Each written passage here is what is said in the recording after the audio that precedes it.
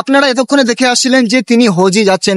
আপনারা হয়তো social media দেখেছেন তিনি হজে যাচ্ছেন। হজে কি করতে, পায়ে হেঁটে হজ করার উদ্দেশ্যে কিন্তু বের হয়েছেন। প্রায় 4 দিন হলো আজকে তিনি বাড়ি থেকে বার হয়ে আসছেন, কিন্তু 4 দিন কথা তিনার বাড়ি, তিনার পরিচয় আমরা এখন জানি না। তাই আমি আপনাদেরকে বলি, ইনার নাম আইয়ুব আলী, ওনার বাড়ি হচ্ছে বাংলাদেশের গাইবান্ধা জেলার মধ্যে তিনার বাড়ি গাইবান্ধা। আমার ঠিক মাথায় আমার আসে না তিনার সেই থানাটার নাম কি।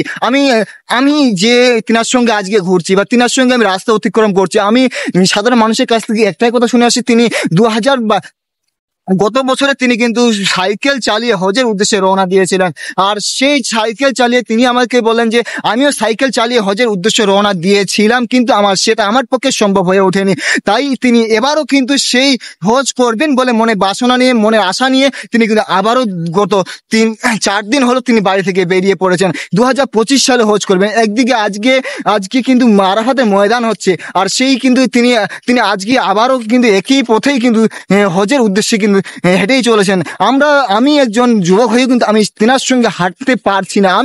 আমি সেটা নিজে থেকে স্বীকার করে নিচ্ছি, কারণ তিনি যে হেঁটে যাচ্ছেন আমাদের কাছে এটা অতুলনীয় হচ্ছে। তিনি এইভাবে হাঁটছেন। আমি তাকে প্রশ্ন করেছিলাম, দাদু আপনি কিভাবে হাঁটছেন? তিনি বলছেন আমার আমার হাঁটার যে অভ্যাস আছে, ছোট থেকে আমি হেঁটে চলি, এবং কি আমি দিনে 30 থেকে 40 কিলোমিটার আমার হাঁটার আমার কোনো ব্যাপারে আসবে না।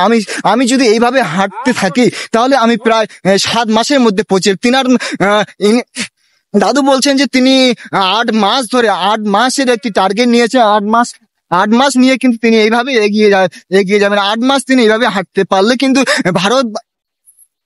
ভারত, পাকিস্তান, আফগানিস্তান, ইরাক, ইরান প্রতিটি দেশ 8 থেকে 10টি দেশ তিনি অতিক্রম করে এই ভারত থেকে, বাংলাদেশ থেকে একদম সৌদি আরবে গিয়ে পৌঁছাবেন। আর সেখানেই কিন্তু 2025 সালে হজ পালন করবেন। আর সেই হজে আপনারা সবাই দোয়া করবেন তিনি যেন ভালোভাবে এইভাবে প্রতিটি